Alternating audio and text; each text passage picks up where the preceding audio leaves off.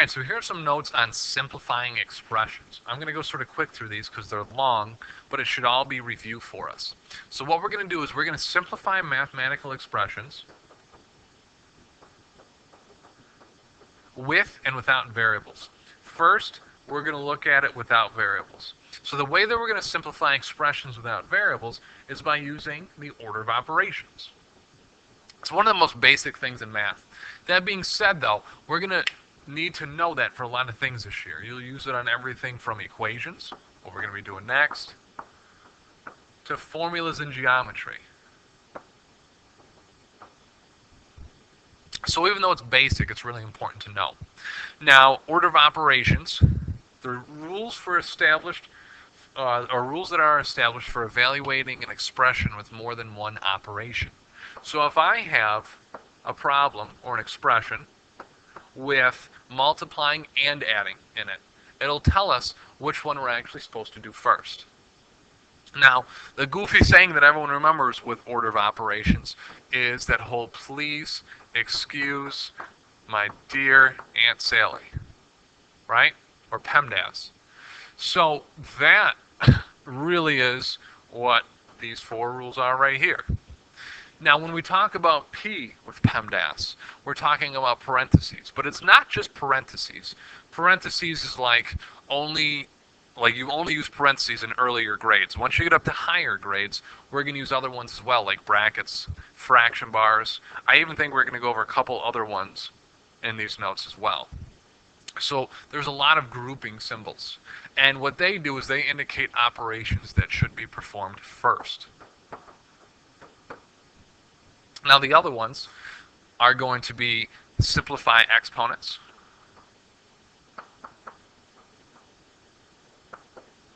and then the last 2, the multiply and divide from and the add and subtract from, those get to be a little bit confusing, because even though the D comes after the M and the S comes after the A, you're supposed to do them from left to right. And it's because they're so closely related to each other, they actually happen at the same time. So we're going to add and subtract from left to right as well. And I'll explain those more with some examples. Number 1, obviously, was evaluate expressions inside those grouping symbols that we talked about. All right, so let's do some examples to get us a little bit more clear on this. Number 1 says 5 parentheses 14 minus 3.8. So let's either multiply or subtract first. Which one should we do? Now, typically we'd say multiply, but there are some grouping symbols around 14 and 3.8, so we're going to do that first. So let's review how to subtract with decimals. We're going to go 14 minus 3.8 and line up our decimals. So let's do that now. Can I take 8 away from 0? Nope. So I'm going to cross off the 4, make it a 3, and make this a 10. So now 10 minus 8 is 2. Bring down your decimal.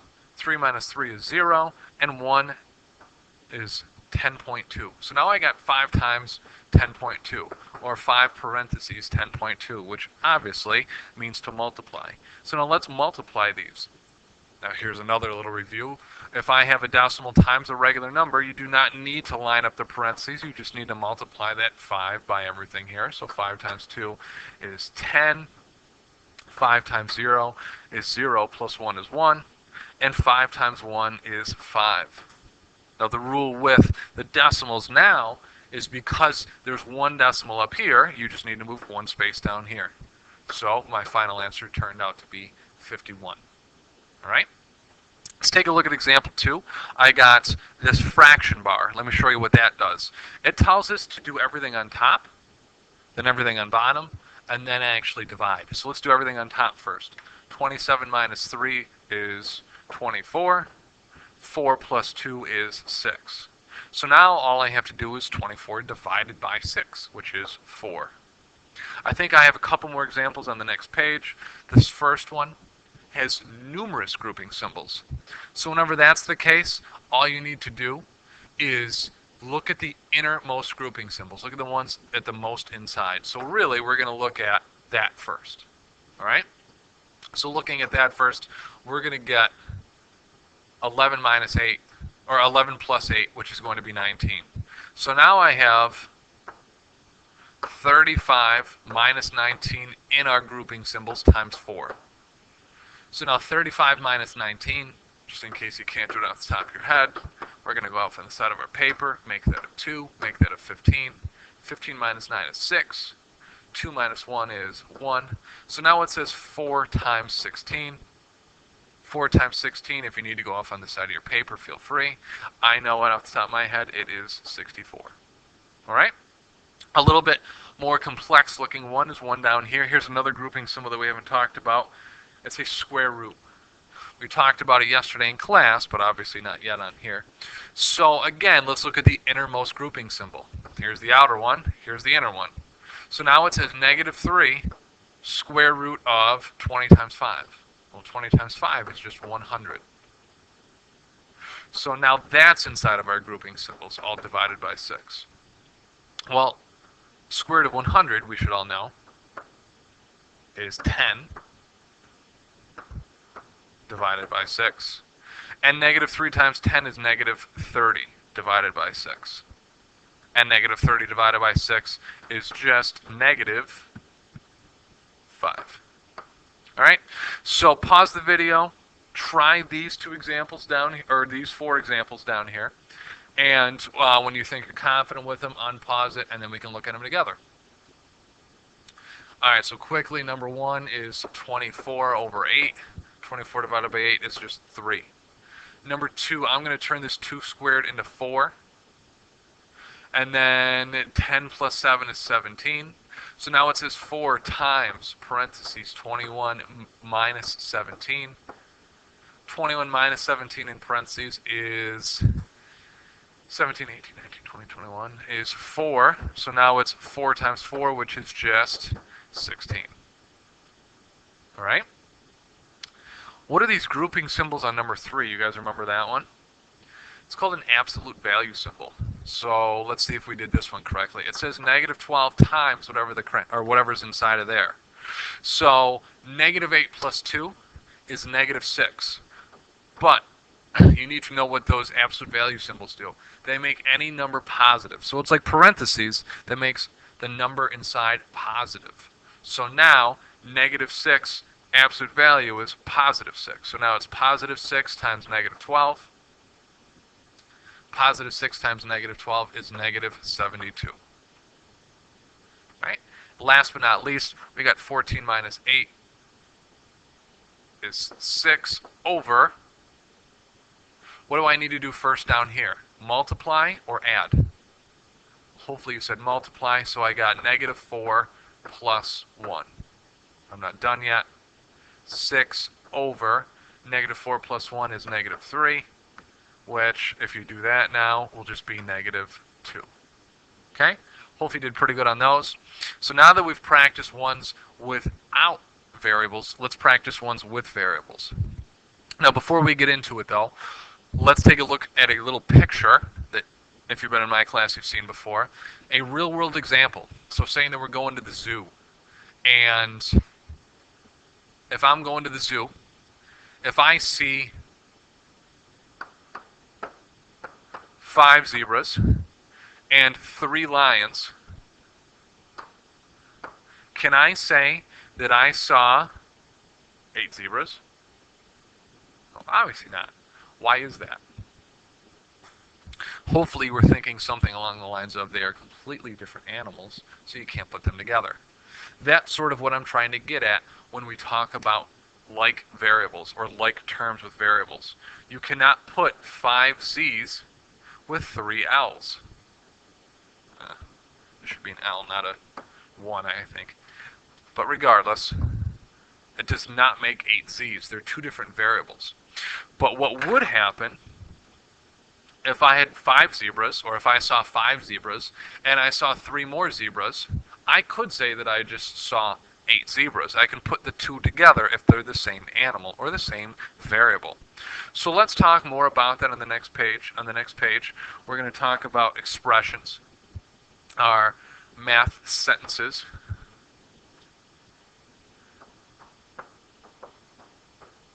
written in symbols, a term, because we're going to talk about like terms, are parts of the math sentence that are separated by plus signs, And like terms are terms that have the same variable or lack of variable. So the easiest things with like terms are things like 5 and 2. I can put those together. If I want to add them, I get 7. Another easy like term is something like 5x and 2x. Those are like terms. That's going to give us 7x's. But things that are not like terms are 5x and 2. Or 5x and 2y. Now, negative signs have nothing to do with it. You can put 5 and negative 2 together, or even 5x and negative 2x. Those two go together. It's just the variable that we have to look at. So this lesson is to help us prepare for equations. The first step to solving equations is to simplify typically. So I'd like to teach you guys how to do that before we do something else. Before we look at any examples, I want to take a look at one of the most important concepts in math. The difference between these two. For some reason, people always get these two mixed up. They see x plus 3 and then put them together and make 3x. What does this mean? Doesn't this mean to add x and 3? What does this mean to do? Does that mean to add x and 3? Hopefully you guys are saying no. Hopefully it means to multiply.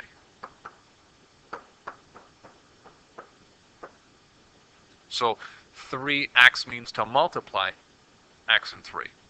We do not need parentheses to separate the 3 and the x because it is known that they are different numbers. So whenever you see two things next to each other and there is no sign separating them, it really means to multiply. I'm just going to write MULT. Alright, so let's do a couple examples. One thing I really want you guys to do, and I know I talked about this last year, is if you're having a hard time with this or you're just starting out doing this, draw lines down before the signs. Because what that's going to do is that's going to help separate for us. That's going to make this look a little bit nicer. So now that I've done that, are there any things that can go together here? Are there any numbers that are like terms? Well, obviously the 5 and the negative 3. So 5 minus 3 is 2. And the negative 2x and the x, which gives me negative x. And that's it. Let's take a look at the one on the next page. The one on the next page, again, let's draw our lines down to help separate. 5m minus 3m. If I put those two together, I get 2m. And then 8 and negative 7. Obviously, there's more positives by 1, so it's 2m plus 1. I could check and see if these two are like terms, but one has an m and one does not, so I'm going to stop right there. We're not going to get into solving equations yet. We're on simplifying them right now. All right, so the next thing I'd like to review, like I said, there's a lot in here, is the distributive property. We distribute in order to get rid of parentheses. Let's take a look at this example with and without this property. First off, I could go like this. And it's pretty easy. I could do what we just did in the beginning of these notes and do the parentheses first.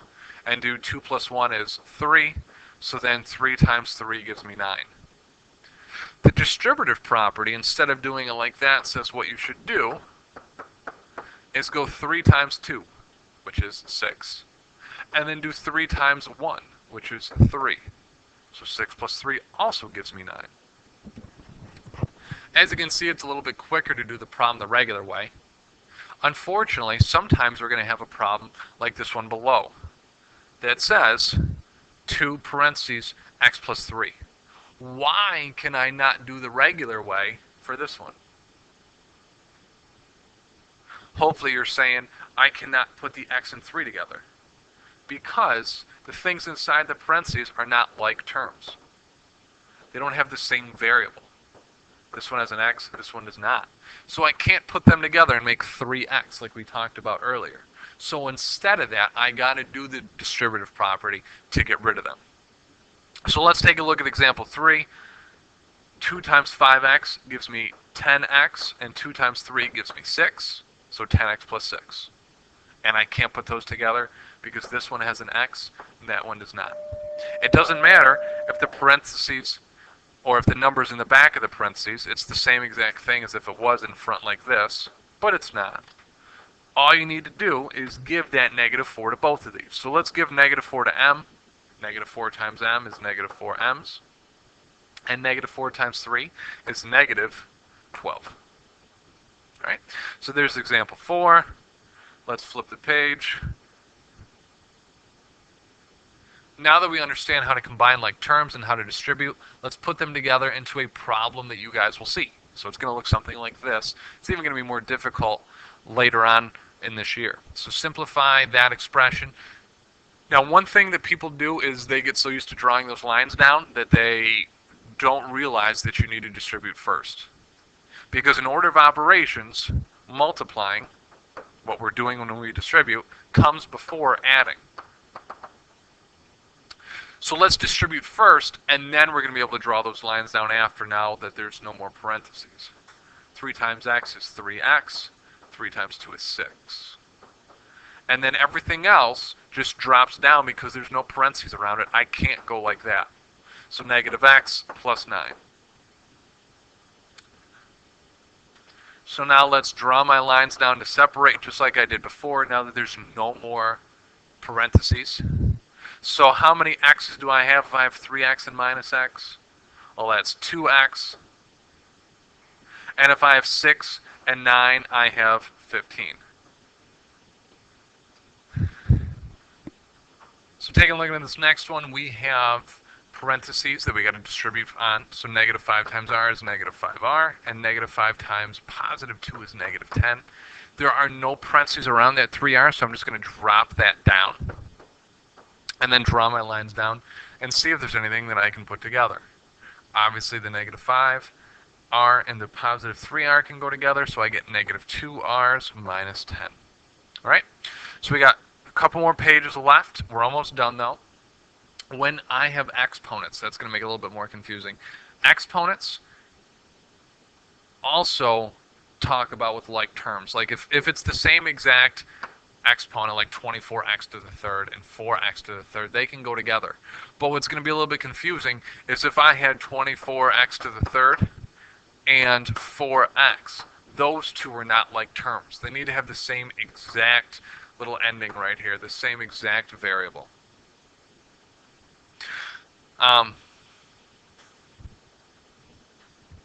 So this one down here is just a little bit more practice of distributing first and then combining like terms. So 4 times x gives me 4x, 4 times y gives me 4y, and then just dropping down like I did right here. And then only putting like terms together. So they're going to put this 4x and this 5x together to make 9x. That 4y is just going to drop down because it's not with an x, and that -9 is just going to drop down as well. So let's do a couple examples down here. 7, 8, and 9 want you to state whether each pair of terms are like terms. 10, 11, and 12 says simplify if possible. And 13 and 14 simplify as well. Honestly, why don't we, for this video, not do 13 and 14 and do 7 through 12 right there. So pause it, try them, unpause it, and then check. All right, so let's talk about 7, 8, and 9. Are they like terms? This one is a yes. They have the same exact variable, x, y. This one is a no. Remember, they need to have the same exponent as well. And this one obviously is a no. One has an a and one has a b. So let's simplify number 10 if I can. 7st minus 3st is 4st. 11, I can put these y to the thirds together, so I end up getting 6y to the third plus 5y. And number 12, I can't put them together, so I'm just going to rewrite that down on the line. And that's it. On the back, if we have time, we can do this activity afterwards. Let's fill out some final thoughts in the video. The order of operations are the rules when you have more than one operation. Just like multiplying and dividing, when you add or subtract, they happen at the same time. So you do them from left to right. Fraction bars are also grouping symbols. Do everything on the top first, and then the bottom, and then divide. Like terms have the same variable, or lack of variable. And you always distribute first. And that's it, guys.